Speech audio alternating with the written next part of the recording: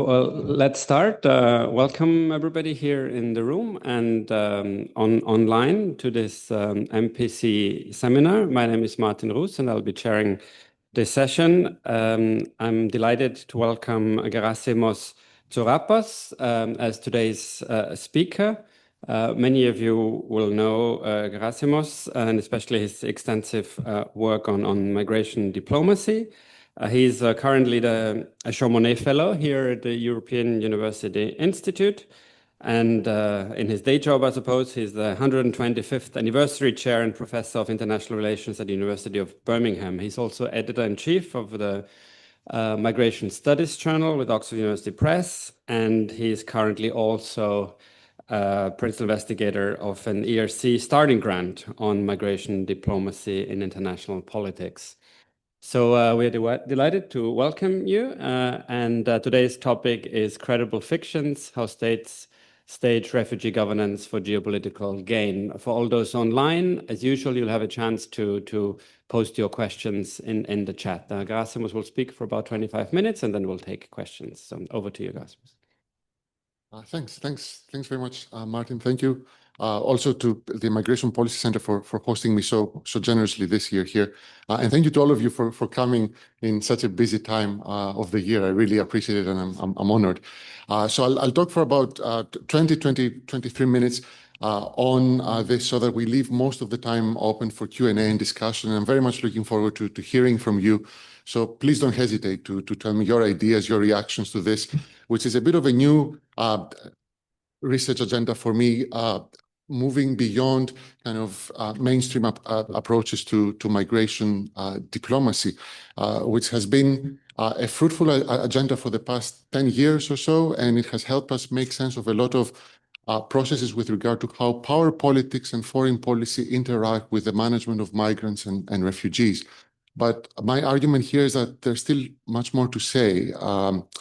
If I were, for instance, to ask you what comes to mind when you think about foreign policy and migration or migration diplomacy, chances are you'll tell me one of two things. Either you'll tell me perhaps Brussels, externalization, agreements with North African states, all this kind of cooperative agreements that exist in terms of managing irregular migration flows, Mexico and the US. So this kind of processes.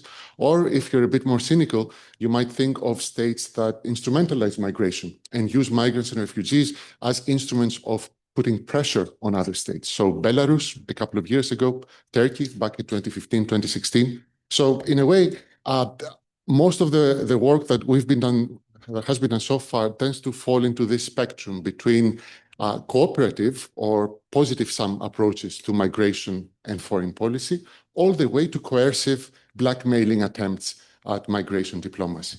And this has been quite fruitful, but my hope is to convince you in the next 19 minutes that there is a different way to look at things that perhaps allows us to critique the rationalism behind these kinds of approaches. In other words, when we talk about this spectrum between cooperation and coercion, there is an assumption that what states do and what they say and their strategies are real, they matter, they're truthful. So states are actually engaging in this in a way that can be measurable, that can be implementable and responded to. My argument here is that this is no longer the case, because if we look across a number of regions of the world, a lot of these migration diplomacy policies also have elements of fiction in them. They're also things that are not precisely true. In other words, there is no such thing as an objective, truthful approach to these policies that we need to somehow make sense of. And I'll tell you what I mean in just a second. So as we're in Italy, I figure we'll start with an example that's closer to us from Tunisia. So Tunisia, this small state in North Africa, has become one of the pillars of EU's migration diplomacy policy across the Mediterranean.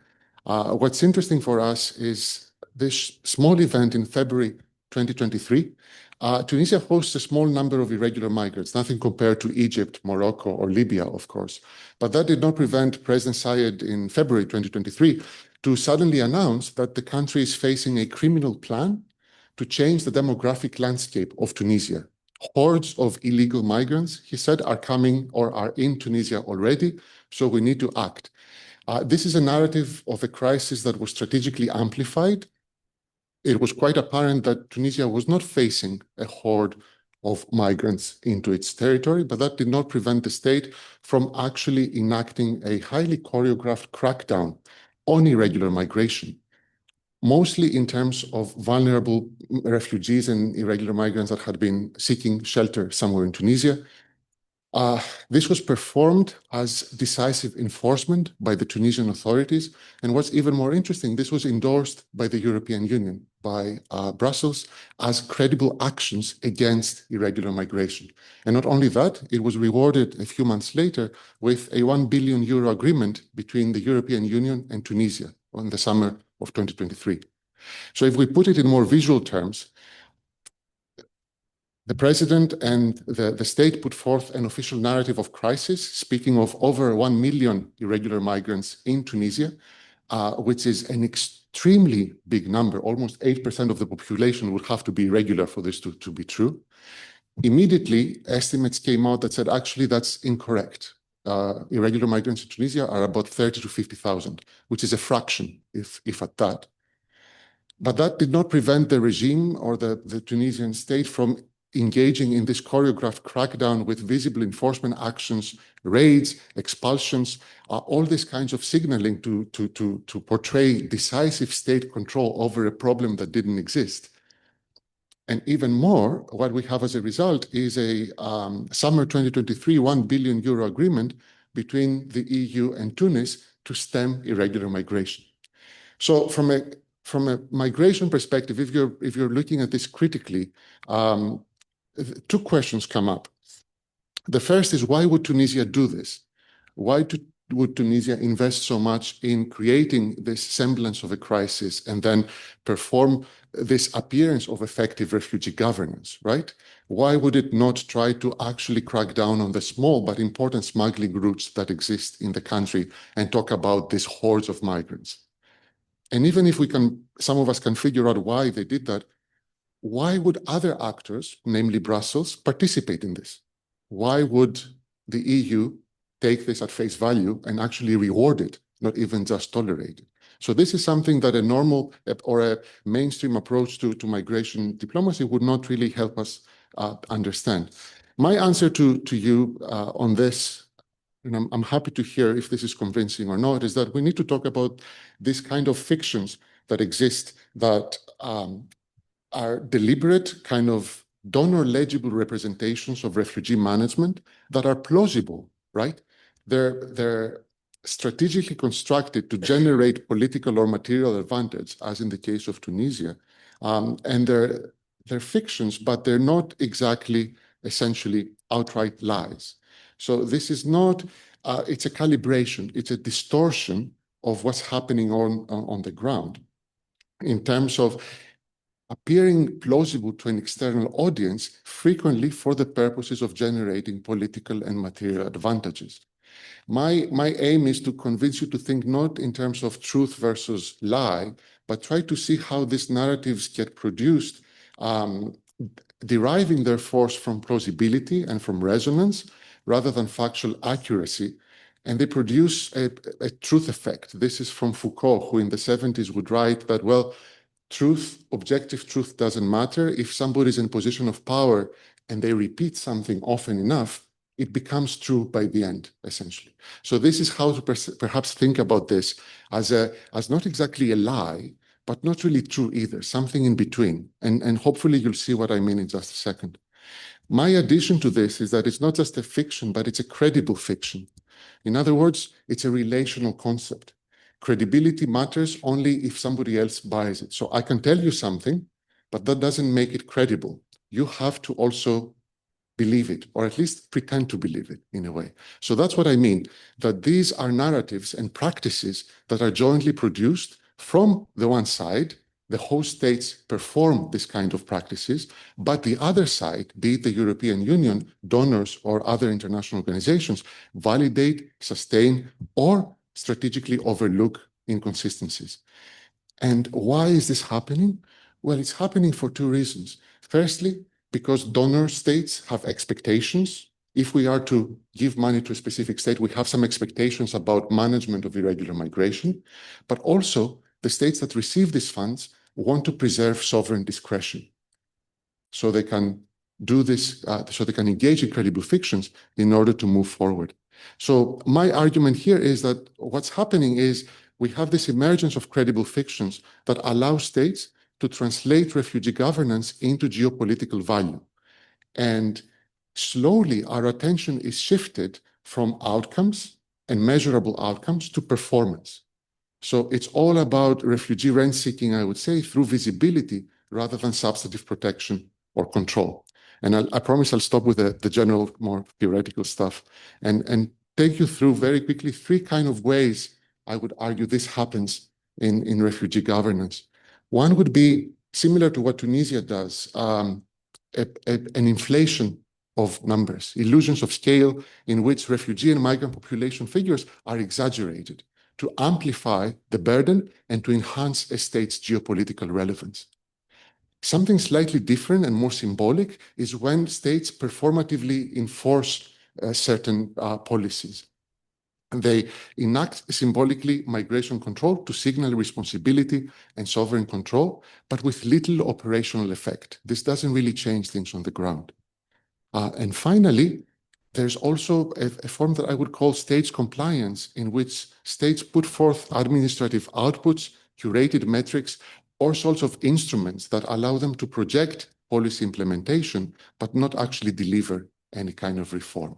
So all of this would form under this umbrella of staging refugee governance rather than actually engaging with it. So in terms of the first, illusions of scale, I'm using the example of Uganda here to drive the point home about what is happening. So Uganda, for those of you that might not know, has long cultivated this image of a successful refugee host state, a model state of hosting refugees going back to the 80s, a reputation resting on its open policy and also a sustained projection of humanitarianism that is an exception to normal approaches to refugees. The issue comes for us in 2018 when a donor-funded biometric exercise found that Uganda had inflated the number of refugees that it was hosting by 300,000. So funds were directed to 300,000 imaginary refugees at that time. So that's interesting for us because it demonstrates that the host state does inflate visibility to secure resources, prestige, probably geopolitical relevance, as a lot of people have argued. So by itself, hopefully this is interesting. It's a credible fiction. Uganda inflating the number of refugees in its borders. But it goes a bit more deeply than that, because firstly, we have this consequence in which Germany and other states freeze aid. The United Nations suspend numerous officials, government officials, and so on and so forth. So there is a visible crackdown on this. But what's more interesting from my perspective is that 4 years later, in 2022, we have an independent investigation that showed that the UNHCR continued to rely on these fabricated numbers, continued to cooperate with instruments that had weak oversight and succumb to discrete political pressure that wanted elevated figures. So if we can all agree that in 2018 this was discovered, why was it not fixed? And if it wasn't fixed, why did the UNHCR continue to participate in this? So that's for me something fairly interesting. And that hopefully helps you understand the relational aspect of this, in which this fiction is co-produced. So my argument is that these inflated figures of refugees persisted not because Uganda had the power to impose this on anybody or acted unilaterally alone, but because the international community also needed a functional, success-oriented model of refugee governance. There's a lovely quote by in Alex Bett's book on African states and refugees. This is a donor country ambassador from 2019 who was pressed on this. He said, well, what are you doing since Uganda fabricated these figures? And he said, well, we need a good example. It's good for the debate. It's good for humanitarians. It's good for xenophobes. You know, we need to maintain the Ugandan narrative. Otherwise, we have no narrative. And in this field, there are many agendas and many unholy alliances, they said. which is really interesting and hopefully points you towards the direction that donor actors, be it Germany or the UNHCR or whoever, probably acknowledged privately that Uganda exaggerated figures and created this fiction. But at the end of the day, it was a necessary, credible fiction, in the words that it's useful for preserving momentum, sustaining cooperation, maintaining stability in a way. So as long as this figure remained plausible, and as long as Uganda cooperated with the UNHCR as a partner, verification exercises were quietly deprioritized. And this is not something unique to Tunisia or Uganda. In fact, you might look at this across the Arab world, which is my area of expertise, in terms of numbers that are very frequently exaggerated across Jordan, Egypt, Lebanon, and so on and so forth. So this is one example of this co-production of such a fiction for specific purposes. The second dimension or second modality has to do with performative enforcement. And hopefully these examples will inductively help you understand what I mean. In Egypt, which is another key state cooperating with the European Union on irregular migration, what we have is a very interesting process of detainee recycling. They actually have a name for it. They call it Tadwir al-Qadaya, which means the recycling of cases, in which Egyptian authorities frequently arrest irregular migrants. They keep them in detention, they release them, and then they immediately redetain them as smugglers. So they classify them as smugglers, and this is a process that goes on over months. And this is a process that allows Egypt to sustain an image of control, relentless control. We have X number of people behind bars for migration, and also inflate its numbers of how many smugglers it attracts, it is able to sustain. And this is interestingly a performance that is acknowledged and in fact validated by EU member states, Italy being one of them, and rewarded. Last year, we had a major deal with between the EU and Egypt of 7.4 billion euros.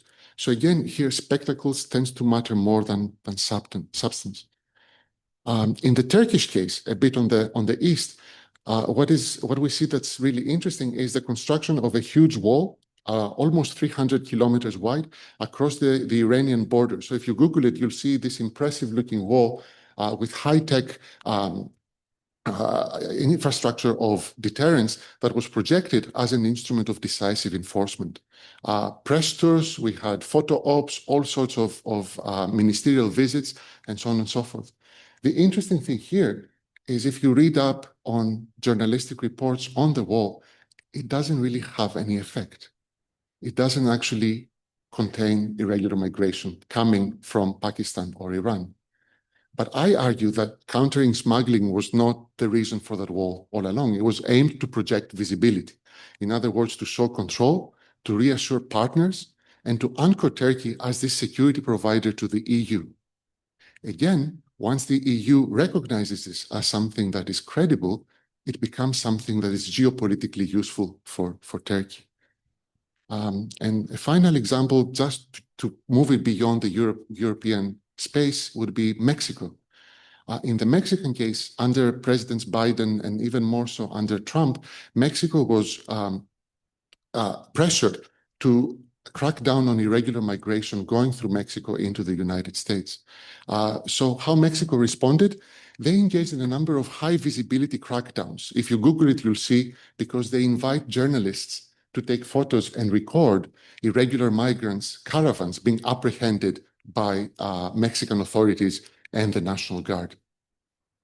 Interestingly, most of these people end up being re-released afterwards. They end up finding their way southwards. They create all sorts of other issues. So this does not really dismantle any smuggling routes.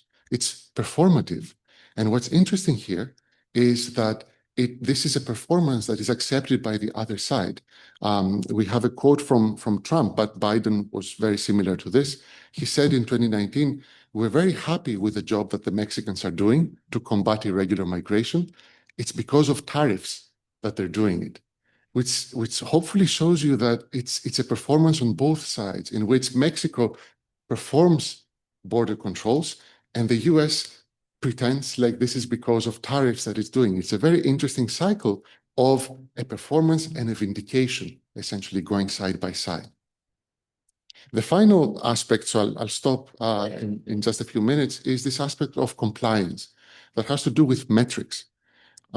So beyond inflation of numbers and informative and performative enforcement, states also tend to look at metrics, administrative outputs, technocratic displays that signal capacity and efficiency. But if you look closely again, they have very little to offer in terms of substantive legal protections and structural reform. One example here would be Bangladesh. Bangladesh, as a state that hosts almost 900,000 Rohingya refugees and has a huge infrastructure of registering them biometrically. This system across the refugee camps of huge technocratic infrastructure that is loaded by the UNHCR and other international organizations as really cutting-edge stuff. They are showcased. The joint response plan that Bangladesh has administered is something that is frequently uploaded by international actors. If you look closely, though, Bangladesh hasn't signed the 51 Convention on Refugees. It doesn't call these people refugees. It offers no legal pathway into any kind of local integration. So in other words, what happens here is this huge infrastructure of compliance is staged.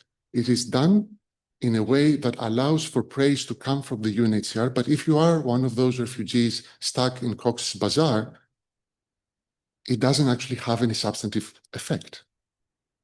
If you look at Jordan, the 2016 compact promised 200,000 work permits for Syrian refugees, and Jordan negotiated EU trade access in exchange for this. In practice, and this is a common story, in practice, only 60,000 permits had been issued. Many of them were short-lived, duplicated. They were counted cumulatively, this kind of inflated fictions that we were talking about just before.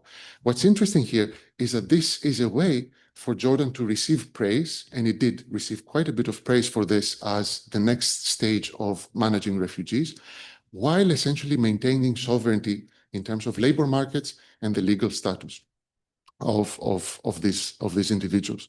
This is hypocrisy to some extent. So this is a hypocritical act that is different from Krasner in a way, if you want, because this doesn't have to do with norm violation. It's different from hypocrisy that looks, for instance, in the distance between action and words. This is something that needs an external actor to validate it in order for it to produce geopolitical outcomes. And the last example, just because I'm arguing that this is not limited to the non-European or global South space, would be the EU itself. If we look back to 2015, 2016, one of the primary responses to the quote-unquote European refugee crisis would be the introduction of hotspots. Hotspots as a way of managing irregular migrants through dashboards, statistics, indicators. We all know a lot about this to demonstrate that the system works, that there is a system of managing irregular migration. If you look at it more closely, again, it's a system of legal stagnation, overcrowded, limited access to asylum. This is, yet again, something that prioritizes perhaps procedural outputs, but doesn't really actually offer any substantive safeguards. So that's where we are. I promised to stop at 23 minutes, so I have 1 minute left.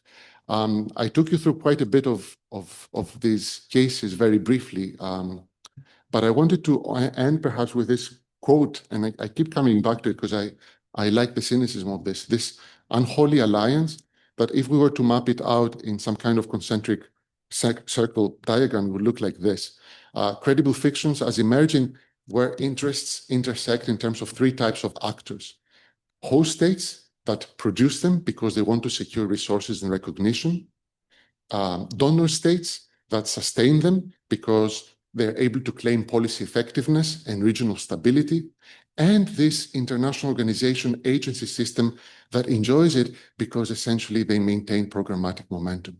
So these credible fictions are not something that emerges out of global South states or states that aim to manage to game the system. This is the system, in other words. It is part and parcel of this ecology of performativity that has become the refugee regime. The problem here is perhaps that if we take a performative turn in terms of migration diplomacy, we need to look at the risk that this has in terms of humanitarian practice itself. In other words, it risks becoming a stage for symbolic performance rather than a system that protects those that need it the most. Think of the Egyptian migrant that is stuck on recycled cases and hasn't left prison for 2 years because Egypt needs to do this, or a refugee in a Rohingya camp in Bangladesh. And in a way, for me, that will be the next step in this research, to move beyond the kind of abstract, high-level analysis of this and look at displaced communities themselves. How do they interpret or navigate or contest this kind of performances? Or if you want something a bit more cynical, how many refugees themselves participate in the circulation of visibility? If you're a refugee, are you also perhaps in many ways forced to perform refugeeness in order to gain access to resources to survive in a very crowded field, right? Does this trickle down to the very bottom level or not? And finally, perhaps that's the scholarly challenge for us, right? How to take all of these practices and not say it's noise or rhetoric or lies. It's something a bit deeper, I think. We have to find a way to make these symbols appear analytically intelligible, and perhaps to demonstrate that the politics of appearance does shape the allocation of rights, it shapes the distribution of resources, and ultimately also the global governance of displacement. And I'll stop there. Thanks. Thank you very much.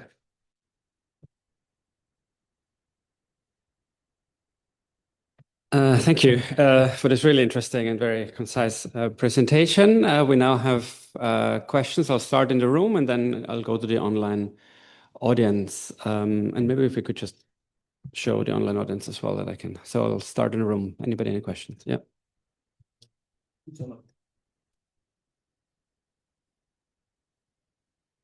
Sure. Thank you so much. I love the presentation, and it's incredibly interesting for me because I'm also working on kind of concepts of performative politics, albeit in quite different contexts.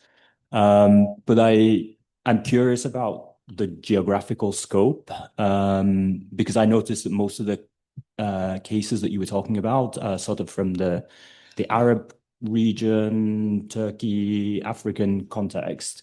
And I'm wondering if there's sort of anything qualitatively different, can we apply it to European states rather than them, because it mostly seemed like it was European states or Western actors co-participating in the production of fictions from other states. Does it work the other way around? And yeah, that's my question. Thanks. Okay, thank you. I already have 4 people on my list, 5, so I suggest we collect a few questions, if that's okay with you, Gerasimos? Yes, absolutely. Yeah, okay. So I have, sorry, I didn't see everybody in the order you raised your hands. I have Martin. Yeah, thanks, Martin Fink from Schumann. So thanks a lot, Gerasimos. Very interesting. Of course, all of us are cynical by nature, so it doesn't come as a surprise that politicians fabricate facts, right? But I think it's still important to tell the story. Yeah, my main question is how, right, about the theoretical model. So how particular is this for migration diplomacy? It is, of course, something that is general to politics, right? That politicians fabricate things. And it's also something specifically for more general for migration in particular. I do think that there are, the main element of your model is this, the diplomacy, right? That makes it, of course, peculiar that you have this, what you call unholy alliance, right? Between donor, host and international organizations. So, my question particularly is to what extent does this build in your view on existing, let's say, political science theory in this field about diplomacy? And I'm thinking especially about 2-level game theory or maybe 3-level game models, right? And I think that body of literature brings up interesting issues about the conditions under which this works, right? Because what we know from 2-level or 3-level game literature is that we need to look especially at veto players, right? Domestic people who don't buy these kind of lies. And I think also about credible commitments, right? Because people, lies can only, they can, I think, have a very long life, but maybe not eternally, right? So I think it's important for this to work that we think about under which conditions are these commitments actually credible and can they produce outputs? Thank you. I'll take one more and then we'll give Gerasimos a chance to respond. Lorenzo. Thanks a lot, Gerasimos. I'm Lorenzo from the Migration Policy Center. My question for you is very predictable because we discussed this briefly last week, but I wanted to exploit your availability here to ask you under what conditions you think these credible fictions can backfire on those who produce them. Of course, the example I mentioned last week was the case of the UK-Rwanda deal that, in my view, backfired spectacularly on the UK government at the time, at least. And I wonder if there are other examples that you have in mind, and what would be the actors that allow for these credible fictions, again, to backfire and to really cause political failure for those who propose them. No, these are great questions. Thank you. Thank you very much all. I'll start from the end and then move my way back. Under what conditions will credible fictions backfire? Yes. So it's a great question because the argument is not that every time somebody performs this, there's an immediate gain out of it. So I think the next step in the research is try to see when do these performances convert into geopolitical advantage and when do they fade, right? My initial assumption here is that when you have, for instance, excessively coercive displays, like very aggressive crackdowns, then this would backfire because then it would not play into the image that donor states or international organizations would want to put across. So essentially, it has to do perhaps with aligning with this grammar of responsible governance, if that makes sense, Lorenzo. So in other words, you have to be harsh, but only so far. In other words, I think we have examples where if states overreach, then they get punished for this because we get into human rights, normative questions, public opinion questions, and that might be a way forward, perhaps, in terms of. But I'm keen to hear from you as well. Yes, Martin, that's fantastic. Thank you for the comment, and it does. I'll tell you my assumption here. It does move beyond this kind of rationalism that we tend to see in migration diplomacy by bringing symbolic politics in, so more a Bourdieusian account, if you want, like something that looks a bit more at symbols, at rhetoric, things that we don't really take too seriously in a way.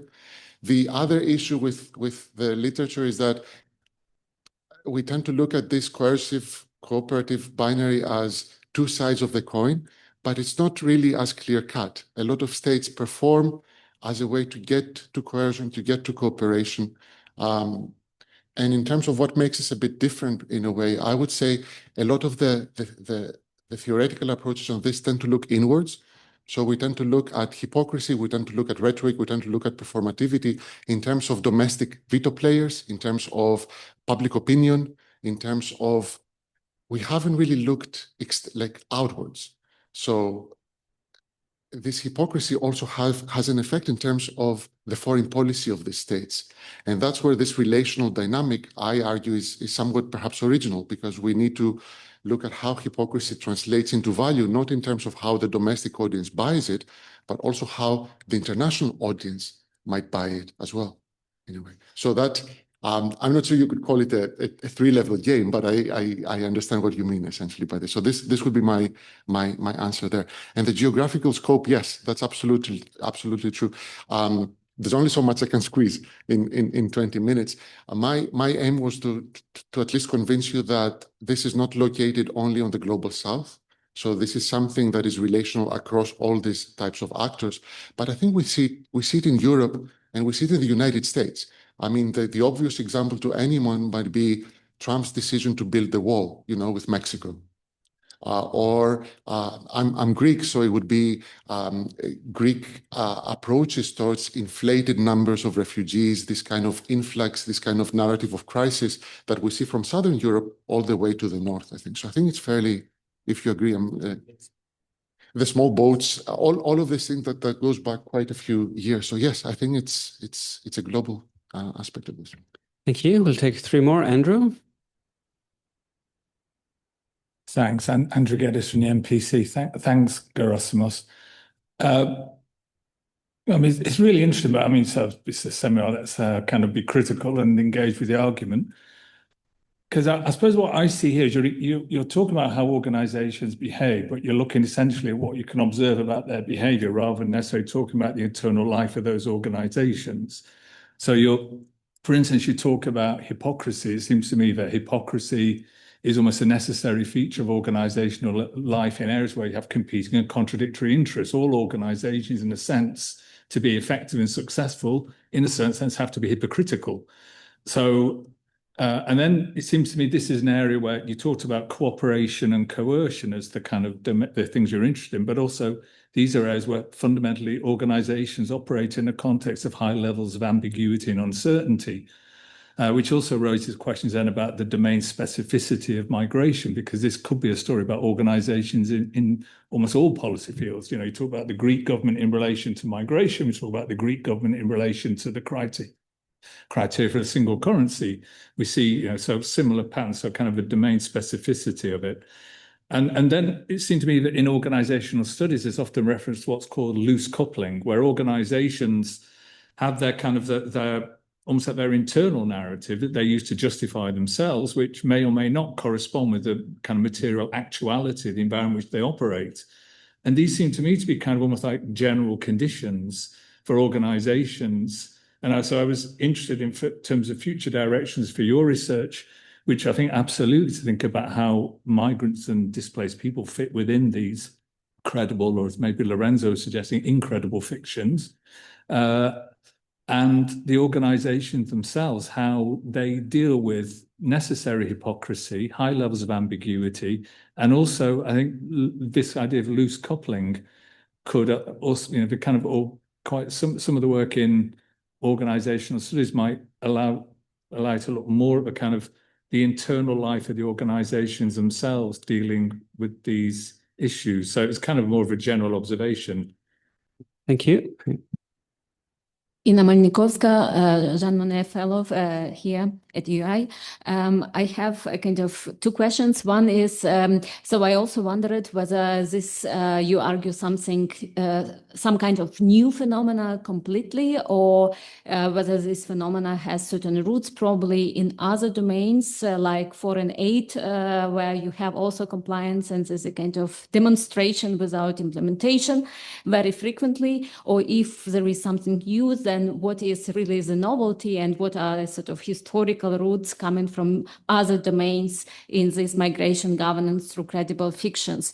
And the other question is more about, do you observe also the cases of incredible fictions, also, so to say, deviant cases in your story, and what are the kind of the conditions of the failure of these credible fictions? And based on my kind of research in Europeization studies and EU compliance, usually the kind of the actor that is missing in your story, but very frequently is a kind of the boy that says that the king is naked, is civil society. So we have in this kind of EU compliance literature, we have usually situations that EU agrees that compliance is nice, well done, and the governments of accession or neighboring countries are also very proud to announce their achievements, but then civil society comes and kind of say, but listen, here is our independent monitoring, and it does not look very well. And so a kind of this powerful actor agency of civil society is usually the one that makes these credible fictions in the domain of EU enlargement or EU accession not credible at all. So could it be such a situation in your case or not? Yeah, thanks. Thank you, Julia. Hi, Gerasimos, Julia Schwers. I'm with the Max Weber Fellowship here. So my question is, what kind of future do you see for this type of diplomacy based on these fictions? And I ask because of this Venn diagram that you have in the end with the international organizations, donor states, and the hosting states. But then on the donor state level, with the US aid cuts in the US and UK also kind of stepping out as a donor state, that that part of the Venn diagram is kind of breaking away. And as a repercussion of that, the international organization side is also weakened. So if from these two types of organizations, two are breaking off, what is the future of this? Thank you. Just to finish off this round, no more questions. I'll just add my own question. And I think it's been maybe asked already, but maybe I'll just rephrase it.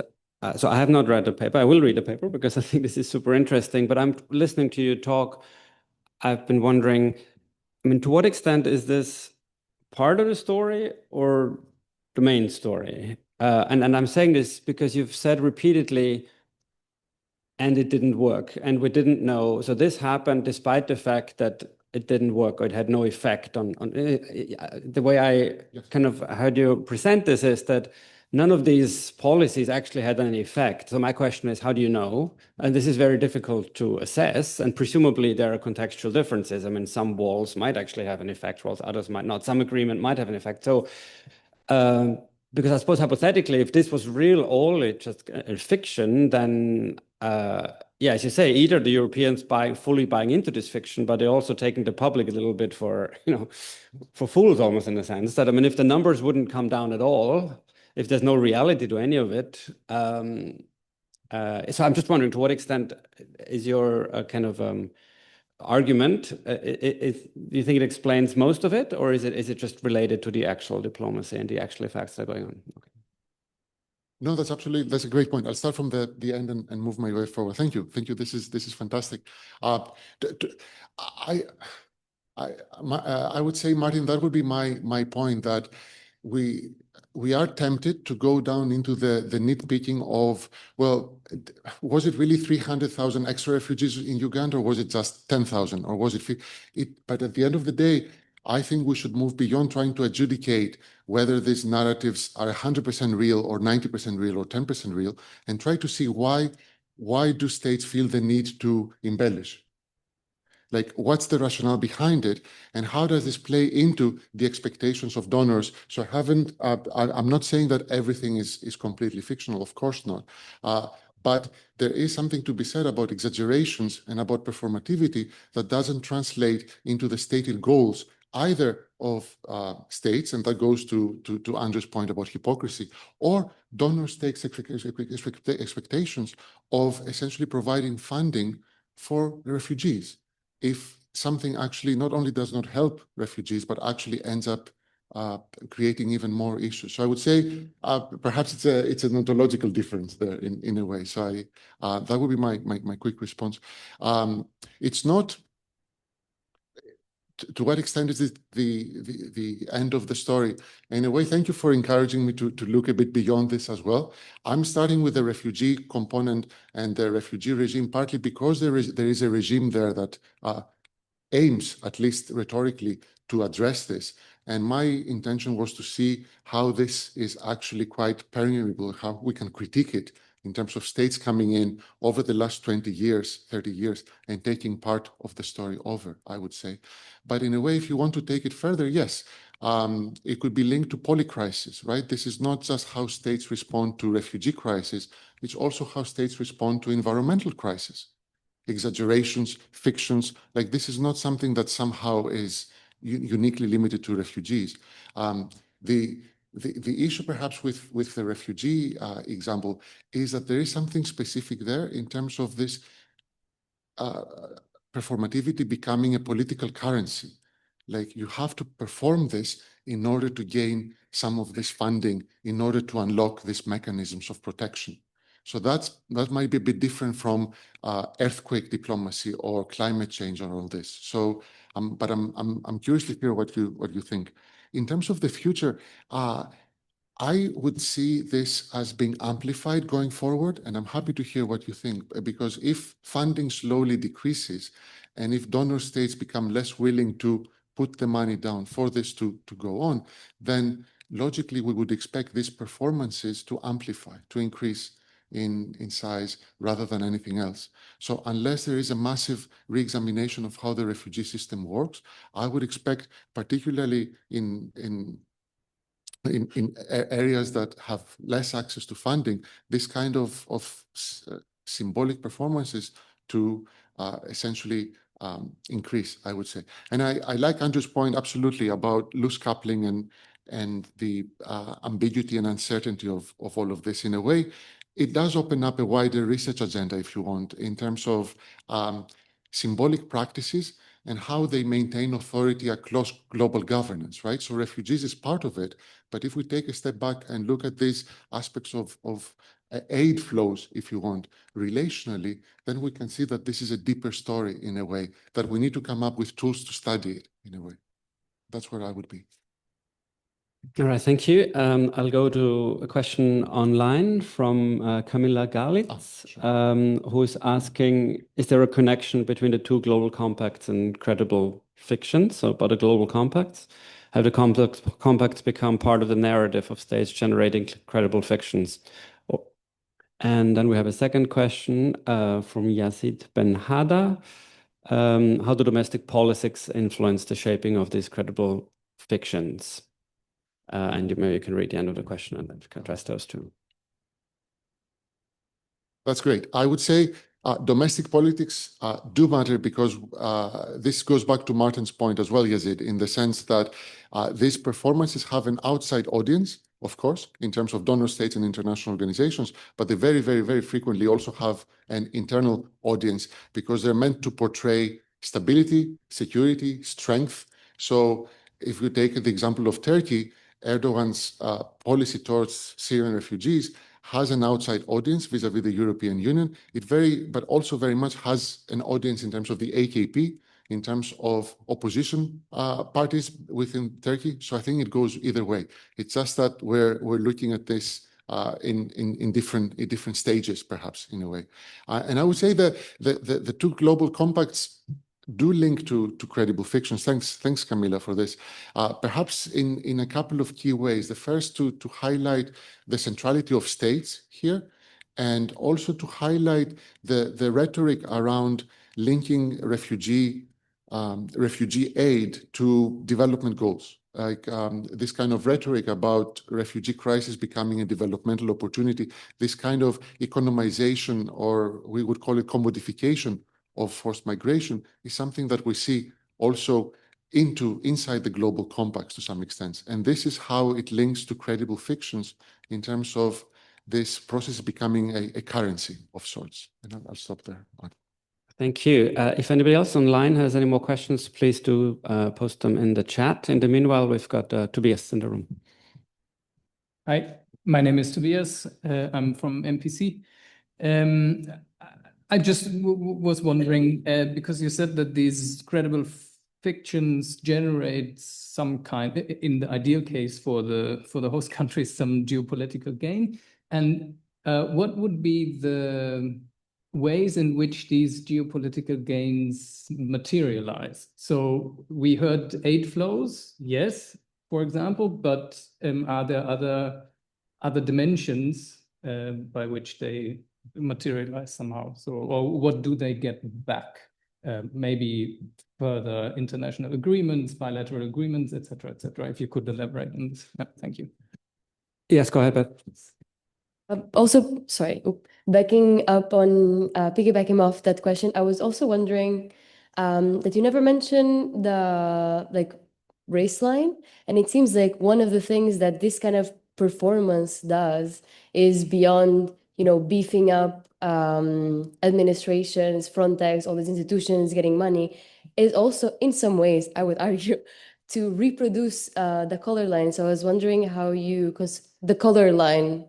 So I was just wondering if you could elaborate a little bit on the politics of race in regards to this kind of performance. Thank you. No, these are brilliant questions. No, thank you very much. I would say this is not explicitly in the paper, so perhaps that can be a future aspect of this. Broadly, looking at economic, political, and reputational gains out of this. So the economic one might be the most immediate, and that's what I focused here for the 20 minutes. But there is a political outcome as well when credible fictions produce the image of a stable leader or a stable state that has to be there in order to prevent irregular flows from flowing into What would be a good example of this would be perhaps the absence of any critique in terms of Turkey's democratization process over the last few years, or Egypt, for instance. So this is not incidental. It has to do with the projection of a specific image for the states as, if you want to call the buffer states in a way, or whatever. So credible fictions do lead to these outcomes. I was telling Lorenzo's class last week, I work on Egypt a lot, and back in the day, a few years ago, what President Sisi wanted was not really money per se, because there are other alternative routes of money into Egypt. He wanted photo ops with European elites. He wanted Brussels people to take photo ops with him.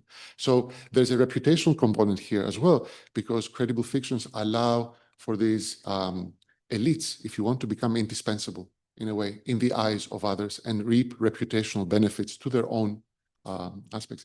The race question is fascinating. I would say it comes in terms of how these states perform expectations of global North states that end up essentially marginalizing or highlighting the divisions that are already there.